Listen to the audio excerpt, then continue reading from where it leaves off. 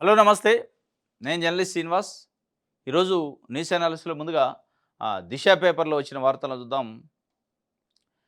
మాజీ ముఖ్యమంత్రి వైఎస్ జగన్మోహన్ రెడ్డి గారు మొన్న పొదిలిలో పొగాకు రైతులకి మద్దతుగా వాళ్ళకి ధర లేదు. కనీస మద్దతు ధర లేనందువల్ల పొగాకు రైతులు అనేక ఇబ్బందులు పడుతున్నారని చెప్పి వాళ్ళకి సంఘీభావంగా వాళ్ళకి మద్దతుగా పొగాకు ధరను పెంచాలని చెప్పి నిరసన కార్యక్రమం చేశారు పొదిలిలో.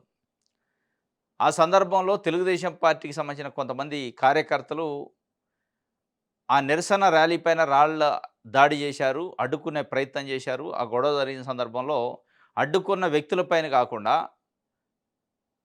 ఎవరైతే రైతులకు సంఘీభావంగా వచ్చిన రైతులపైన కేసులు పెట్టే పరిస్థితి, ఇది దుర్మార్గం. ఇది భావ్యం కాదు ముఖ్యమంత్రి చంద్రబాబు నాయుడు గారికని ఒక కామెంటు నిన్న మాజీ ముఖ్యమంత్రి వైఎస్ జగన్మోహన్ రెడ్డి గారు చెప్పిండు. దానికి సంబంధించి ఒక వార్త ఇచ్చే బాబు, మీకు ఇది భావ్యమా? రైతులను పరామర్శించడానికి వెళ్తే టీడీపీ వాళ్ళని ఉసిగొలుపుతారా? మా ప్రోగ్రామ్ డైవర్ట్ చేసేందుకు ఇలా చేయించడం దుర్మార్గం. సోషల్ మీడియా వేదికగా మాజీ సీఎం జగన్ ఫైరు.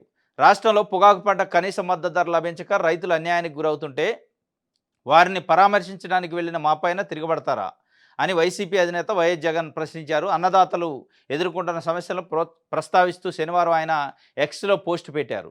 రైతులకు భరోసానిచ్చేందుకు ప్రకాశం జిల్లా పొదులు వెళుతుంటే 40 మంది టీడీపీ కార్యకర్తలను పెట్టి వారిని ఉసిగొల్పి రాళ్లు విసిరేలా చేశారని ఆరోపించారు.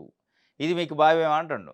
తమ కార్యక్రమానికి సంఘీభావంగా దాదాపు 40,000 మంది రైతులు ప్రజలు తరలి వచ్చారని తెలిపారు. తాము వెళుతున్న మార్గంలో 40 మంది టీడీపీ కార్యకర్తలను పెట్టి వారిని ఉసిగొల్పి రాళ్లు విసిరి గలాటా చేయించారని ఆరోపించారు. ప్రజలు, రైతులు ఆ పన్నాగాన్ని అర్థం చేసుకుని అత్యంత సంయమనంతో వ్యవహరించారు అని ధ్వజమెత్తారు. హింసను సృష్టించడానికి మీరు పంపిన ఆ 40 మంది చేసిన దుశ్చర్యలపైన అక్కడున్న 40,000 మంది ప్రజలు, రైతులు ప్రతిస్పందించుంటే ఏం జరిగి ఉండేది చంద్రబాబు అంటూ ఆక్షేపించారు.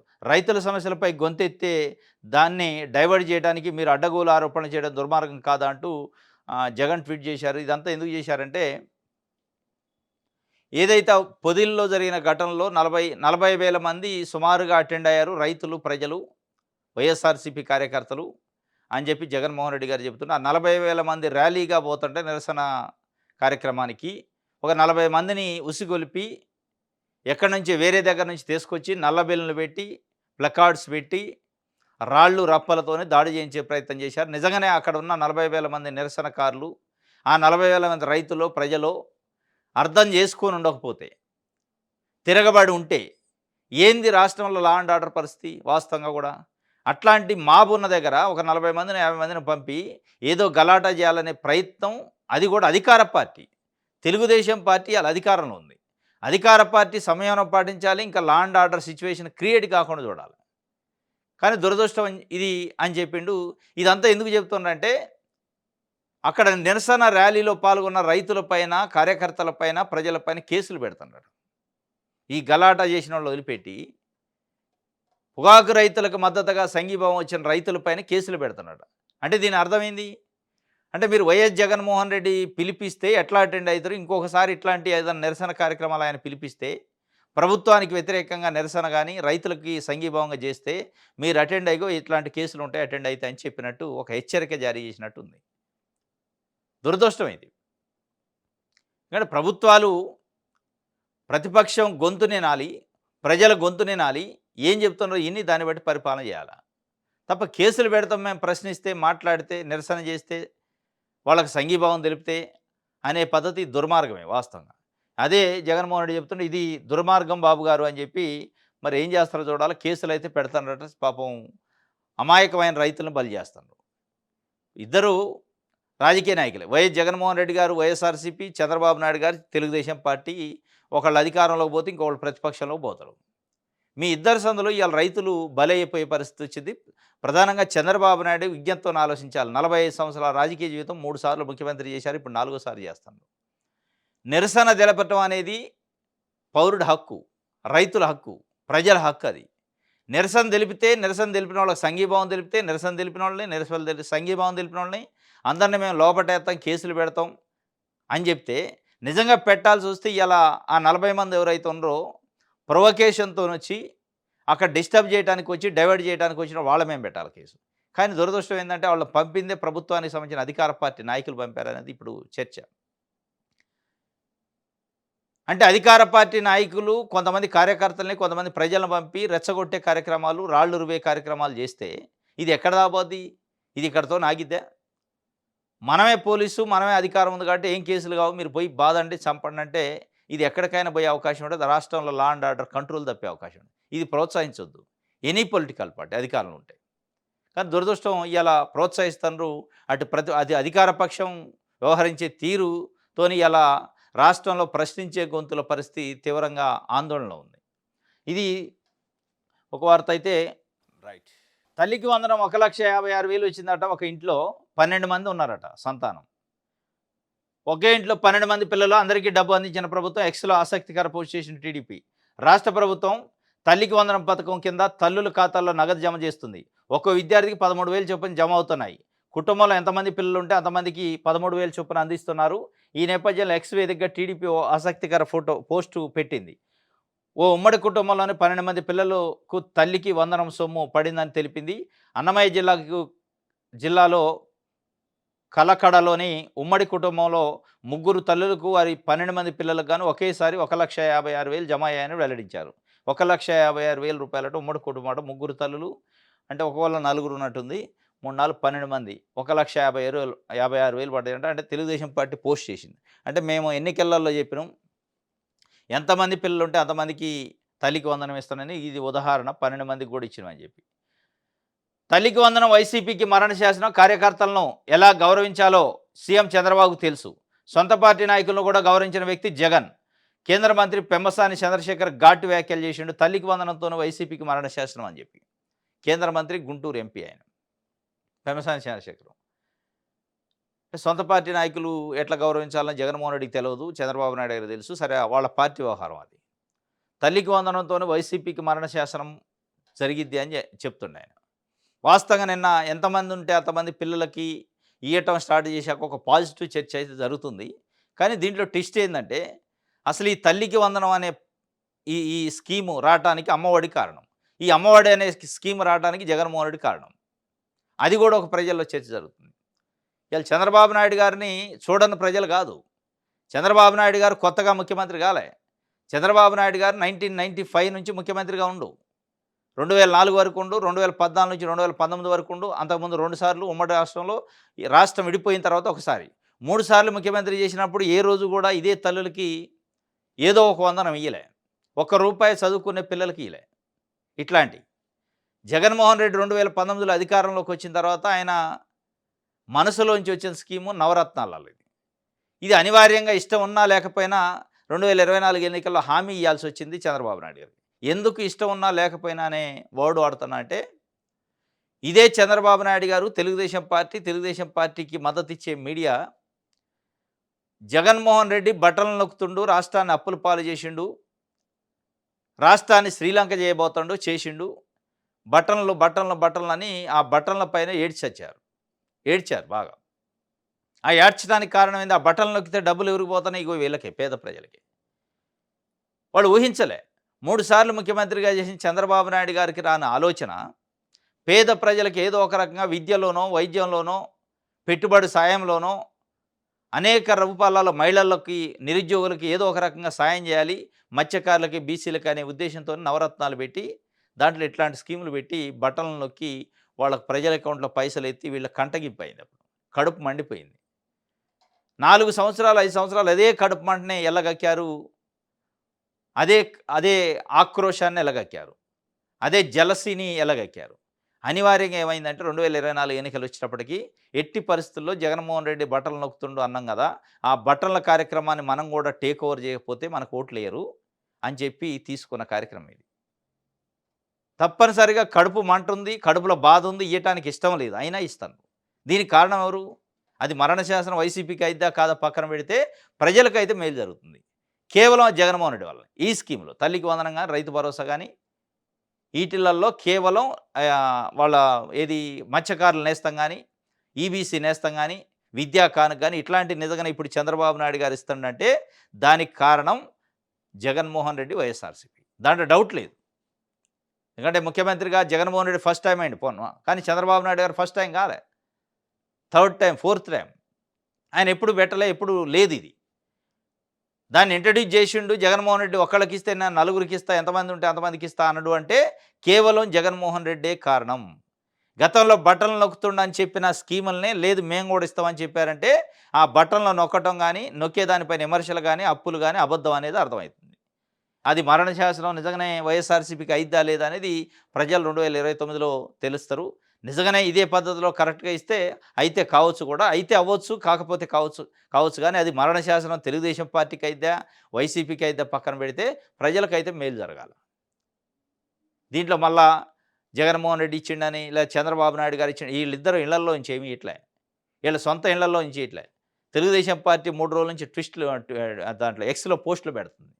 ఇదిగో చంద్రబాబు నాయుడు గారు ఇచ్చిండు, అంత ఇచ్చిండు, 67 లక్షల మందికి ఇచ్చిండు, 27,000 మందికి ఇచ్చిండు. ఇది అది అని చెప్తుండ్రు. ఎవరిచ్చినా వాళ్ళ ఇంట్లో ఇయ్యట్లే. ప్రజల సొమ్ము అది. మళ్ళా దానికి నిబంధనలు. కొంత కొంతమంది పోస్టులు పెడతారు. అర్హులకి ఇయ్యాలనా, ఇట్లాంటి ఉచిత స్కీములు ఎంకరేజ్ చేయాలనా, చేయొద్దు. మరి చేశారు. రాజకీయ నాయకులు ఓట్ల కోసం చేస్తున్నారు. ఏ ఏదిచ్చినా, ఉచిత స్కీమ్ ఇచ్చినా, ఇంకోటిచ్చినా అర్హతల విషయంలో కఠినంగా వ్యవహరించినా మీ ఇంట్లో ఇయ్యట్లేదు కదా! మీ సొమ్ము ఇయ్యట్లే. మీరు ఇవాళ ప్రజలు కట్టే పన్నులపైన ఆధారపడి మీ జీవితాలున్నాయి ఇయాల.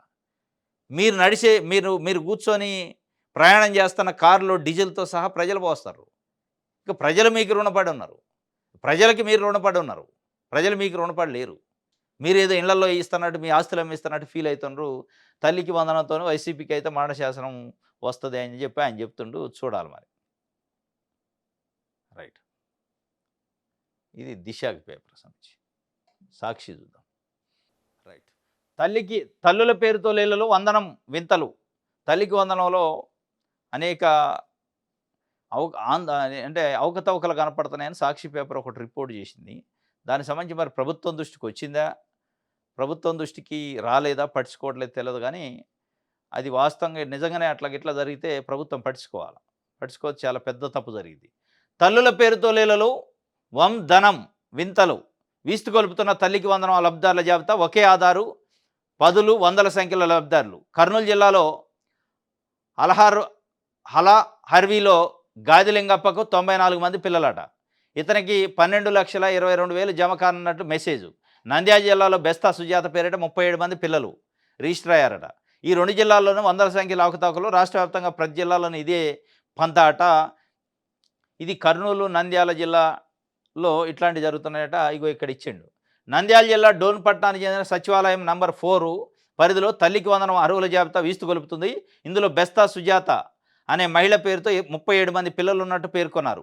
ఒకే ఆధార్ కార్డు నెంబర్తో పేరుతో వీరంతా సుజాత పిల్లలుగా రికార్డులు ఎక్కారు. అయితే పిల్లలు చదివే స్కూల్ కోడ్ మాత్రమే వేరువేరుగా ఉందంటే 37 మందికి ఒక్కొక్కరికి 13,000 చొప్పున 4,81,000 బ్యాంక్ ఖాతాలో జమ కానుంది. నిజానికి సుజాత పిల్లలు కర్నూలులోని ఓ ప్రైవేట్ స్కూల్లో చదువుతున్నారు. ఈమె భర్త ప్రభుత్వ ఉపాధ్యాయుడు, పథకానికి అర్హత లేదు. అయితే బెస్తా సుజాత పేరుతో వేరుగా రేషన్ కార్డు ఉన్నట్టు చెప్తున్నారు. ఇగో బెస్తా సుజాత ఇట్లున్నాయి. అంటే ఒకే పేరుతోని దాదాపు 37 మంది పిల్లలు ఉన్నట్టు ఒకే తల్లికి రికార్డ్ అయిందట. ఇది నిజంగానే ఏమైనా టెక్నికల్ ఇష్యూవా, లేకపోతే కావాలనే ఏమైనా స్కామా అనేది ఇవాళ ప్రభుత్వం, నారా లోకేష్ గారు దీనిపైన సమీక్ష చేయాలి. అంటే సాక్షి పేపర్ రాసింది కాబట్టి అందులో నిజం లేదంటాను లేదు. సాక్షి పేపర్ రాసింది గ్రామ సచివాలయంలో ఉన్న జాబితాని ఫోటో తీసి రాసిందట. ఆ జాబితాలో ఒకే పేరు అన్నిసార్లు ఎందుకు రిపీట్ అయింది? నిజంగానే ఆమెకి 37 మంది పిల్లలు ఉండే అవకాశం ఉండదు. ఇదే కాక ఇగో ఇక్కడ దాసరి శోభకు అధిక సంఖ్యలో పిల్లల పేర్లట. ఇది కూడా నంద్యాల జిల్లాలో ప్యాపిలి సచివాలయంలో దాసరి శోభ. ఇగో ఇవన్నీ ఇట్లా ఒకే ఆధార్ నెంబర్తోని, ఒకే పేరుతోని 10లు, 20లు, 30ల సంఖ్య పిల్లలు ఉన్నట్టు నిధులు జమ అవుతున్నాయట. ఇంకొక గాది లింగప్పకి 94 మంది పిల్లలు ఉన్నట్టు 12,22,000 జమ అవుతున్నట్టు మెసేజ్ ఇచ్చిందట ఆయనకి. ఇవన్నీ చూస్తుంటే మరి జాగ్రత్తగా పరిశీలించాల్సిన అవసరం ఉంది. ఇగో ఇక్కడ ఇచ్చారు. లింగప్ప 12,22,000. మీరు 94 మంది పిల్లల కోసం తల్లికి వందనం పథకానికి అర్హులు.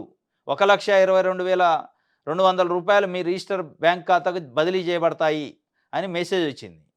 తల్లికి వందనం పథకం కింద బింగి గాదిలింగప్పకు 94 మంది సంతానానికి వచ్చినట్టు ఇగో ఇట్లాంటి ఎవిడెన్స్ అయితే వాళ్ళు కొంత పెట్టి సాక్షి పేపర్ రిపోర్ట్ చేసింది.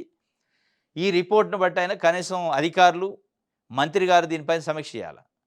దీనివల్ల ఏమైద్దంటే అర్హులకి అన్యాయం జరిగిద్ది. అనర్హులకి వస్తా ఉంటాయి.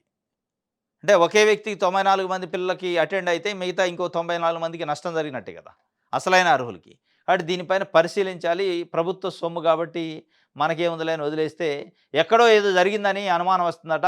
కర్నూలు, నంద్యాల జిల్లాల్లో 28,806 పేర్లు తప్పుగా ఉన్నట్టు తేలింది.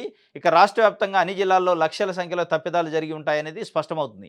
పైగా యూడైస్‌లో రాష్ట్ర వ్యాప్తంగా 87,41,888 మంది పిల్లలున్నట్టు ఉంది. ఇది ఆయా జిల్లా కలెక్టర్లు ధృవీకరించిన పంపిన జాబితా. ఇది పూర్తిగా కేంద్ర ప్రభుత్వం ఆధీనంలో వెబ్‌సైట్. అయితే రాష్ట్ర ప్రభుత్వం మాత్రం 67 లక్షల మంది విద్యార్థులకు మాత్రమే తల్లికి వందనం అమలు చేస్తుంది. కాగా ఒకే తల్లికి ఒకే ఆధార్ కార్డుపై పదుల సంఖ్యలో పిల్లలు ఎలా నమోదయ్యారనే విషయంపై అధికారులు నోరు మెదపలేదు. ఒకవేళ ఇది తప్పిదమే అయితే ఏ విధంగా జరిగిందో స్పష్టత ఇవ్వాలి. ఇప్పటిదాకా అదీ లేదు. దీన్ని బట్టి ఎక్కడికక్కడ ఏదో గోల్‌మాల్ జరిగింది అంటుందని గోల్‌మాల్ జరిగి ఉంటుందని అధికార వర్గాల్లో గుసగుసలు వినిపిస్తున్నాయి. గతంలో అమ్మఒడికి అర్హత సాధించి ఇప్పుడు జాబితాలో లేని నిజమైన అర్హులు వేదన పడుతుంటే, మరోవైపు ఒకే పేరుతో 40 మంది, 90 మంది డబ్బులు జమ కానట్టు జాబితా ప్రకటించడం పథకం అమల్లో ప్రభుత్వ వైఫల్యాన్ని ఎత్తి చూపిస్తుంది. ఈ లెక్కలు సరిచేస్తే అర్హుల సంఖ్య ఇంకా గణనీయంగా తగ్గే అవకాశం ఉంది. బాధ్యత ప్రభుత్వ బాధ్యత ఏది అని చెప్పి జగన్మోహన్ రెడ్డి అడిగినట్టు ఇగో ఇట్లా ఒకే ఆధార్. ఈ ఆధార్ నెంబర్‌తోని 341 మందట. ఈ ఆధార్ నెంబర్‌తోని 139 మంది. ఇంకొక ఆధార్ నెంబర్‌తోని 69 మంది. ఇట్లా మీ లీస్ట్ 15 మంది. ఒక ఆధార్ నెంబర్‌తోని ఇద్దరు, ముగ్గురు, నలుగురు అయితే ఐదుగురు ఉంటారేమో. 10లు, 15లు, 30లు, 40లు, 300లు, 400లు ఎట్టుంటరు? కాబట్టి దీనిపైన పరిశీలించాలి. ఇన్వెస్టిగేషన్ చేయాలి. అవసరమైతే ఇది టెక్నికల్ ఇష్యూవా లేదా స్కామా? ఈ స్కీమ్‌లో స్కామ్ ఏమన్నా జరుగుతుందనేది అనుమానం తల్లికి వందనంలో. కాబట్టి తప్పనిసరిగా లోకేష్ గారు దీన్ని సీరియస్ తీసుకోవాలా. రైట్. ఇది ఒక వార్త సాక్షికి సంబంధించి. రైట్. పత్రికా స్వేచ్ఛ అణిచివేత ప్రజాస్వామ్యానికి గొడ్డలి పెట్టు. ప్రభుత్వ చర్యలపై స్పందించకుంటే భవిష్యత్తులో మరిన్ని తీవ్ర పరిణామాలు. రౌండ్ టేబుల్ సమావేశాల్లో సీనియర్ సంపాదకులు, జర్నలిస్టుల ఆందోళన. జర్నలిస్ట్ సమాజం అంతా ఐక్యంగా ఉండి ప్రభుత్వాలపై ఉద్యమించాలని పిలుపు. కొమ్మినేని శ్రీనివాసరావు అరెస్టును ముక్తకంఠంతో ఖండించిన సంపాదకులు. కొమ్మినేని అరెస్టుతో ప్రభుత్వం ఉద్దేశం బయటపడింది. పత్రికా స్వేచ్ఛను కోరుకునేది ప్రజలే. టంకసాల అశోక్ గారు అంటుండే ఈయన కె రామచంద్రమూర్తి సీనియర్ జర్నలిస్టులు నిన్న ఒక రౌండ్ టేబుల్ సమావేశం పెట్టారు. పత్రికా స్వేచ్ఛ అణిచివేత పైన ప్రజలు స్పందించాలి. ప్రజలకు అవసరం పత్రిక వాస్తవంగా. ప్రజలు నిజంగానే పత్రికా స్వేచ్ఛ అణిచివేత పైన ప్రజాస్వామ్యానికి కూని అవుతుంటే స్పందించకపోతే రేపు ప్రజలకే నష్టం, జర్నలిస్టుకి నష్టం లేదు. దురదృష్టం ఏంటంటే జర్నలిస్టులని పార్టీ కండువాలు కప్పారు చాలామందిని. అంటే ఆల్రెడీ కొంతమంది కొన్ని పత్రికలు, కొన్ని టీవీ ఛానళ్ళు పార్టీ కండువాలు కప్పుకొని ప్రచారం చేస్తూ వాళ్ళ పేపర్లని పాంప్లెట్ లెక్క తయారు చేసి ఎవరైనా న్యూట్రల్‌గా ప్రజల పక్షాన గొంతు ప్రశ్నించే గొంతులుంటే వాళ్ళని పేటీఎం బ్యాచ్‌లని రకరకాల నిందలేసి, అంటే వీళ్ళు ఒక పేటీఎం బ్యాచ్‌గా తయారయ్యి పెద్ద పెద్ద పత్రికలు, పెద్ద పెద్ద టీవీ ఛానల్ అని పేరు చెప్పుకునే వాళ్ళే పేటీఎం లెక్క తయారయ్యారు. దానికి అనేక ఉదాహరణలు ఉన్నాయి. వాళ్ళు రాసే పేపర్లు, వాళ్ళు చేసే స్టోరీలు చూస్తే తెలుస్తుంది.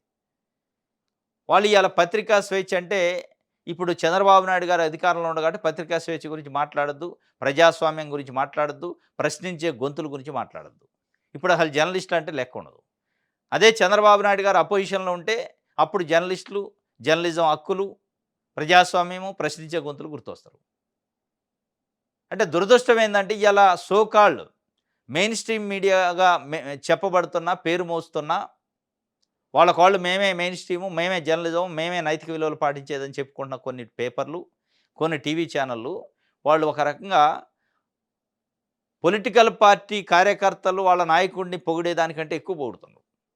రాజకీయ పార్టీ నాయకుల్ని వాళ్ళ కార్యకర్తలు, కింద ఉన్న నాయకులు సన్మానాలు, భజనలు చేస్తారు కదా, పొగడ్తలు చేస్తారు. వాళ్ళకి ఏదో పదవి కోసం ఏదో. దానికంటే 100 రెట్లు ఎక్కువగా ఇవాళ కొన్ని పత్రికలు, కొన్ని టీవీ ఛానళ్ళు భజన చేస్తున్నాయి. చిడతలు పట్టుకొని భజన చేస్తున్నాయి. డోళ్ళు పట్టుకొని డోలకులు వంచుతున్నాయి. కాబట్టి జర్నలిజము, పత్రికా స్వేచ్ఛ అనేటప్పటికీ అక్కడ కనుమరుగవుతుంది. జర్నలిజము, పత్రికా స్వేచ్ఛ అంటే ఓహో పత్రికల ఇగో ఇది ఈ టీవీ ఛానల్ దీనికి, ఈ టీవీ ఛానల్ దీనికి, ఈ పత్రిక దీనికి, ఈ పార్టీకి వాళ్ళకి అమ్ముడు పోయినాయి. వాళ్ళ మనుషులు వాళ్ళ కోసమే ఉంటారు. ఆ కులానికి, ఆ కులము, మతము, ప్రాంతము, పార్టీ ఇట్లా ఎప్పుడైతే కొన్ని మెయిన్ స్ట్రీమ్ మీడియా మేమే బాసులు అని చెప్పుకునే వాళ్ళు నైతిక విలువలు దిగజారి నడి బజాట్లో అమ్ముకుంటున్నారో విలువల్ని, అప్పుడు పోయింది పత్రికా స్వేచ్ఛ పోయింది. పత్రికలు, జర్నలిజం విలువలు పోయినాయి వాస్తవంగా. నిన్న మొన్న ముఖ్యమంత్రిగా చంద్రబాబు నాయుడు గారు ప్రమాణ స్వీకారం చేసి 1 ఇయర్ అయిన సందర్భంగా ఒక 3, 4 ఛానల్‌లు కొన్ని ఇంటర్వ్యూలు చేసినాయి. ఆ ఇంట్రో ఇచ్చారు. దానికి సంబంధించి హోస్ట్ చేసే జర్నలిస్టులు. అది చూస్తే అసలు టీవీ ఛానల్ మన రాష్ట్రంలో ఉన్నాయా? పత్రికలు నిజంగానే మన రాష్ట్రంలో ఉన్నాయా? పత్రికలు నిజంగానే ప్రజల కోసం పనిచేస్తున్నాయా? రాజకీయ నాయకులు కాళ్ళు కడిగి నెత్తిన పోసుకుంటున్నాయా? సాష్టాంగ నమస్కారాలు చేస్తున్నారు. 4 ఛానల్లు చేసినాయి. ఆంధ్రజ్యోతి, ఏబిఎన్ ఛానలు, తర్వాత మహా టీవీ, టీవీ5, ఈటీవీ ఈ 4 అయితే నేను చూసా. ఆ ఇంట్రో చెప్పేటప్పుడు చాలా ఘోరంగా అసలు తెలుగుదేశం పార్టీ మామూలు కార్యకర్తలు కూడా అంటే గొంతు మొత్తం ఒళ్ళు జించుకుంటారు కదా కొంతమంది తెలుగుదేశం పార్టీ అంటే అభిమానంతోని, వాళ్ళకంటే ఎక్కువ పొగిడారు.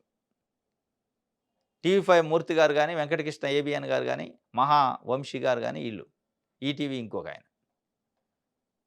అసలు ఒక మూర్తి గారు అయితే చెప్తాడు, రాష్ట్రం విధ్వంసమైన రాష్ట్రం. ఇవాళ మనకి ఒక ఏమంటాడో ఒక అతి ముఖ్యమైన అతిథి మనకు వచ్చారు. అతీతమైన అతిథి, అరుదైన అతిథి అట. మన ఇంటర్వ్యూకి ఒక అరుదైన అతిథి వచ్చారంటే నేనెవరో అనుకున్నా. అరుదైన అతిథి వచ్చారు. ఆయన ఇవాళ విధ్వంసమైన రాష్ట్రాన్ని, ధ్వంసమైన వ్యవస్థల్ని కాపాడటానికి పంటి బిగువన రాష్ట్రాన్ని కాపాడుతాడు. 45 సంవత్సరాల రాజకీయ జీవితం, మచ్చలేని మాట పడని నాయకుడు, ఇట్లా అసలు పొగుడుతుండు. ఇంకొక ఆయన అంతే, అందరూ అదే. ఇక అసలు ఆయనకి నిద్రే పట్టట్లేదు, రాష్ట్రం కోసం అహర్నిశలు తపన పడుతుండు, మచ్చలేని నాయకుడు. ఇక మొత్తం ఆస్తులు అమ్ముకొని పరిపాలన చేసిండు, ఆస్తులు అమ్ముకొని ప్రజల కోసం ఉండు అన్నాక, ఇంటర్వ్యూలో అట్ట చెప్పాక మీ ఇంటర్వ్యూ ఉద్దేశం ఏంది? మీరు జర్నలిస్టులు ఎట్టయితారు? ఒక నాయకుడిని ఆ స్థాయిలో కాళ్ళు గడిగి నెత్తిన పోసుకున్నాక, ఒక నాయకుడిని ఆ స్థాయిలో కౌగులించుకున్నాక, ఒక నాయకుడిని, ఒక రాజకీయ పార్టీని ఆ స్థాయిలో మీరు ఆకాశానికి ఎత్తాక అది ఇంటర్వ్యూ ఎట్టయిద్ది? దాన్ని ప్రజలు ఎందుకు చూడాలి? మీ ఉద్దేశం ఏందో మీ ఇంటర్వ్యూలోనే అర్థమవుతుంది. ఆయన పొగట్టానికే, ఆయన గురించి చెప్పడానికే, ఎలివేషన్ చేయడానికే ఇంటర్వ్యూ పెట్టినట్టు. ఇక మీరు జర్నలిజం హక్కులు, ప్రజలు, ప్రజాస్వామ్యం, లేకపోతే స్వేచ్ఛ అంటే ఇంకో ఇట్లే ఉంటుంది. ఇక అది ఉండదు. ఎవరికి అవసరం అయినప్పుడు ఆ స్వేచ్ఛ గుర్తొస్తుంది. అవసరం అయినప్పుడు వచ్చేది స్వేచ్ఛ కాదు అది. నిజంగానే ఉండాల్సిన స్వేచ్ఛ. కానీ ఇలా దురదృష్టవశాత్తు ఇవాళ తెలుగు రాష్ట్రాల్లో మెయిన్ స్ట్రీమ్ మీడియా అనుకుంటున్న పత్రికలు, ఛానళ్ళు ఎవరైతే ఉన్నారో కొన్ని సామాజిక వర్గాల చేతులు అవి గుప్పెట్లో పెట్టుకొని మీడియా అంటే ఇట్లే ఉంటుంది, పేపర్లు అంటే ఇట్లే ఉంటుంది, పత్రికలు అంటే ఇట్లే ఉంటాయి, ఇదే జర్నలిజం, ఇదే విలువలని వాళ్ళు ఏదైతే ఇంటర్ప్రిటేషన్ చేస్తున్నారో, వాళ్ళు ఏదైతే కొన్ని రాజకీయ పార్టీలని, కొన్ని కులాలను ఎలివేట్ చేస్తున్నారో, చెడుతల భజనలు చేస్తున్నారో అదే జర్నలిజం అన్నట్టు ప్రజలకు కూడా అర్థమైపోతుంది. కాబట్టి పత్రికా స్వేచ్ఛ అనేది ఎవరికి అవసరమైనప్పుడు వాళ్ళు గుర్తు చేస్తున్నారు. ఎవరికి అవసరమైనప్పుడు వాళ్ళు దాన్ని బయటికి తీసుకొస్తారు తప్ప నిజమైన పత్రికా స్వేచ్ఛ, నిజమైన పత్రికలు ఉంటే వస్తుంది. నిజమైన పత్రికలు లేవు ఇవాళ రాష్ట్రంలో, ఒకటో రెండో తప్ప నిజమైన పత్రికలు లేవు. అన్నీ బురద పూసుకున్న పత్రికలే, రాజకీయ బురద పూసుకున్న పత్రికలు, టీవీ ఛానళ్ళు ఉన్నాయి తప్ప న్యూట్రల్గా ఉండేది ఒకటంటే ఒకటి కనపట్టలే. ఇది పత్రికా స్వేచ్ఛ పైన వాళ్ళు పెట్టిన మీటింగు, రౌండ్ టేబుల్ సమావేశం. ఆంధ్రజ్యోతి చూద్దాం. ఆంధ్రజ్యోతిలో ఇక చూడండి యాడ్లు. ఇది నెంబర్ 1 ర్యాంక్ అట. నీట్ రిజల్ట్ వచ్చింది నిన్న. ఇవాళ అన్ని తెలుగు పత్రికల్లో ఒక 4 పేజీల యాడ్లు వేశారు. నారాయణ, శ్రీ చైతన్య, ఇంకోటి ఏదో ఒక 3 సంస్థలు. 4 సంస్థలు కూడా అన్ని ఫస్ట్ ర్యాంకులే వచ్చినాయి. ఈ ర్యాంకులు మతలబ్ అన్నిటికీ ఫస్ట్ ర్యాంక్ వద్దా? ఎవరు మాదే ఫస్ట్ ర్యాంక్ అంటారు. ఇది మొత్తం ఒక మార్కెట్ అయింది. విద్యా వ్యవస్థను మార్కెట్ చేయడంలో ఇప్పుడు నేను చెప్పిన పత్రికలు, టీవీ ఛానళ్ళు కూడా ముందుండి వాళ్ళ ప్రచారం చేస్తున్నాయి. వాళ్ళ డబ్బుల కోసం, వాళ్ళ యాడ్ల కోసం శ్రీ చైతన్య, నారాయణని ఆకాశానికి ఎత్తి, ఇక వీళ్ళు తప్ప మీకు దిక్కు లేదు, మీరు చదివేయాలంటే ఈ 2 సంస్థలు తప్ప మీకు వేరే ఆల్టర్నేట్ లేదనే ఒక ఇంటర్ప్రిటేషన్, ఒక ఎస్టాబ్లిష్మెంట్ చేసి వదిలిపెట్టారు. ఇదే పత్రికలు, ఇదే టీవీ ఛానల్ అన్నీ, ఇంక్లూడింగ్ సాక్షి, ఆంధ్రజ్యోతి, ఈనాడు, ఆంధ్రప్రభ, అన్ని పేపర్లు ఇవాళ వచ్చినాయి. విశాలాంధ్ర, ప్రజాశక్తిలో 4 పేజీలు. ఇక ఆల్ ఇండియా ఓపెన్ కేటగిరీలో 100లో 19 ర్యాంకులు వచ్చినాయి. శ్రీ చైతన్య విద్యార్థులు అయినందుకు గర్వపడుతున్నామంట. అత్యధిక ర్యాంకులు సాధించారట ఆల్ ఇండియాలో. ఈయన 1వ ర్యాంక్ అని చెప్తున్నారు. 6 ర్యాంకులు మాకే వచ్చినాయి అంటున్నారు. ఈ ర్యాంకుల కథ ఏంది? ఈ ర్యాంకులు కొన్నయా, నిజంగా వచ్చినాయా అని మనం పరిశీలిస్తే చాలా లోతుగా, చాలా పెద్ద కుంభకోణం ఇది. చాలా పెద్దదంటే చాలా పెద్ద కుంభకోణం. వీళ్ళని నిజంగానే వీళ్ళు డేటా తీసుకొని, ఈడేసిన పేర్లు డేటా తీసుకుంటే మొత్తం బండారం బయటపడిద్ది.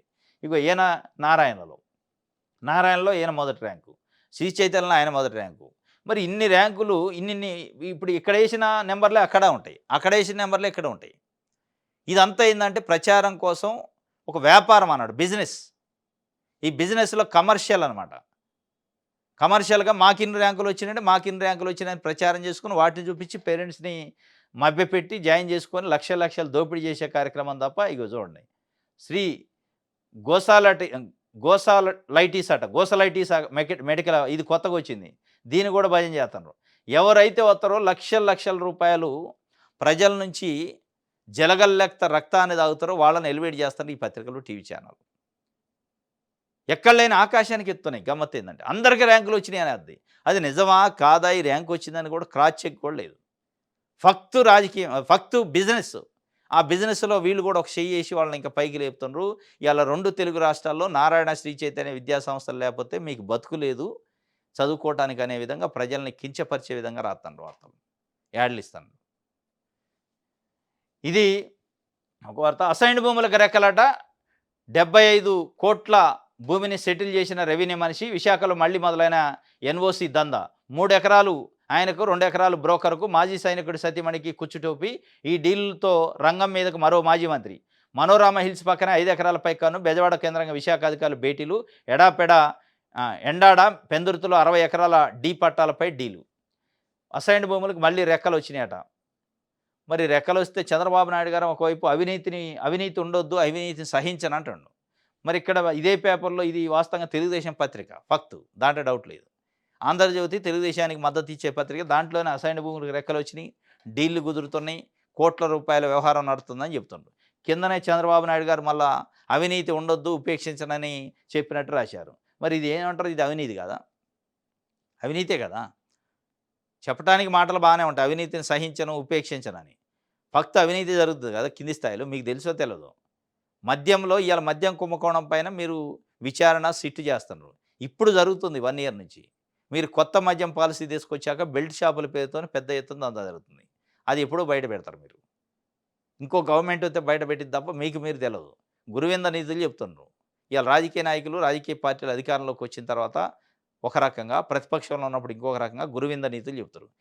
నేను అవినీతిని ఉపేక్షించడం, అవినీతి ఉండొద్దు అని ఒకవైపు చెబుతారు.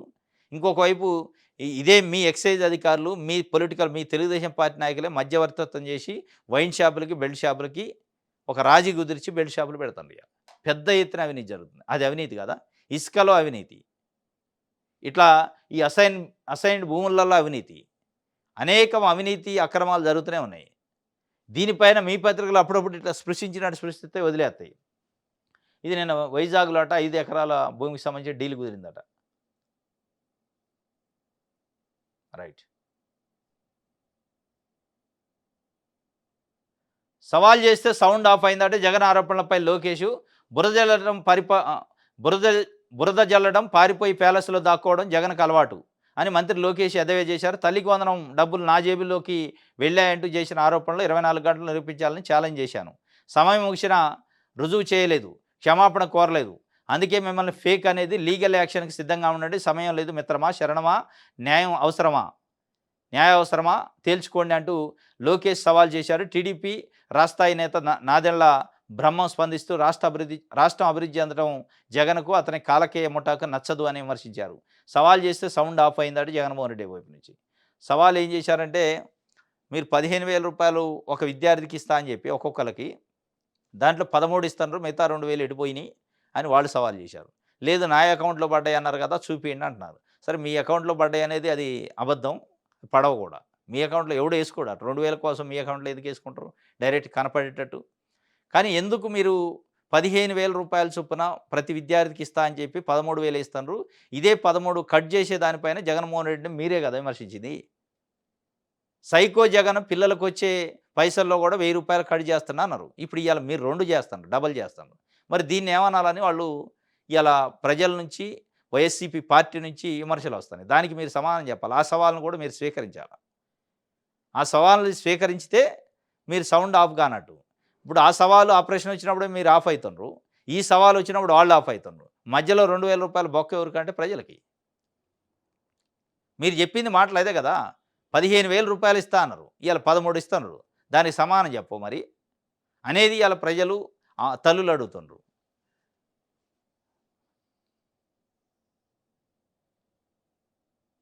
రైట్.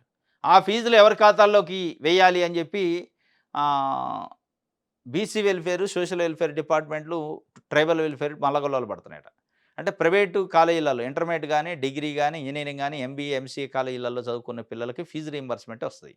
ఆ ఫీజు రీయింబర్స్‌మెంట్ డిలే అయింది. జగన్మోహన్ రెడ్డి ప్రభుత్వం దిగిపోయే ముందు ఇక బకాయి అయింది కొంత. ఆ బకాయి ఉండటం వల్ల ఈ బకాయి ఎట్లున్నప్పటికీ అక్కడ చదువులాగవు. పాస్ ఔట్ అయినోళ్ళు సర్టిఫికేట్‌లు అడగకుండా ఆగరు. చదువుకునే వాళ్ళు ఎగ్జామ్ రాయకుండా ఆగరు. ఎగ్జామ్ రాసేటప్పుడు హాల్ టికెట్లు ఆపటం, పాస్ ఔట్ అయిన వాళ్ళకి మెమోలు ఇయ్యకుండా ఉండటం, కాలేజీలు, ప్రైవేట్ కాలేజీలు వాళ్ళకి కూడా ఎల్లుబాటు లేక ఆపుతున్నారు. ఆపే సందర్భంలో విద్యార్థులు ఆ ఫీజు ప్రభుత్వం నుంచి రావాల్సిన ఫీజుని ఈళ్ళే చేతి నుంచి కట్టి పే చేసి అక్కడి నుంచి సర్టిఫికేట్లు తీసుకున్నారు, హాల్ టికెట్లు తీసుకున్నారు. అంటే కాలేజీకి బకాయి లేదు ఇప్పుడు. మరి ఎవరి అకౌంట్‌లో ఎయాల? వాస్తవంగా ఏందంటే fees reimbursement tuition fees college అకౌంట్‌లో పడిద్ది. స్కాలర్‌షిప్ స్టూడెంట్ అకౌంట్‌లో పడిద్ది. ఇప్పుడు ఆల్రెడీ కాలేజీకి పే చేశారు. మళ్ళా కాలేజీల అకౌంట్‌లో ఏస్తే విద్యార్థి ఆల్రెడీ చెల్లించి ఉన్నాడు. ఎవరి అకౌంట్‌లో ఎయాలి ఇప్పుడు? అది ఆన్‌లైన్‌లోనే కేవలం కాలేజీ అకౌంట్‌లోనే తీసుకుంటది. ఇక దాన్ని సాఫ్ట్‌వేర్ అన్నా చేంజ్ చేయాలి. లేదంటే పిల్లలకు మళ్ళీ అక్కడి నుంచి ఇప్పించే ఏర్పాటని చేయాలి. అది అంత ఈజీ కాదు. కాబట్టి సాఫ్ట్‌వేర్ చేంజ్ చేసి పిల్లల అకౌంట్‌లు తీసుకొని ఎవరైతే కాలేజీకి పే చేశారో వాళ్ళ అకౌంట్‌లో ఎయాల. కాలేజీకి పే చేయనోళ్ళు ఉంటే కాలేజీల అకౌంట్. ఈ 2 ఉంటాయి రకాలు. అనేది ఎవరి ఖాతాల్లో ఎయాలి, ఏం చేయాలో తెలవక వాళ్ళు మల్లగొల్లాలు పడుతున్నారట అధికారులు. ప్రజాశక్తి చూద్దాం.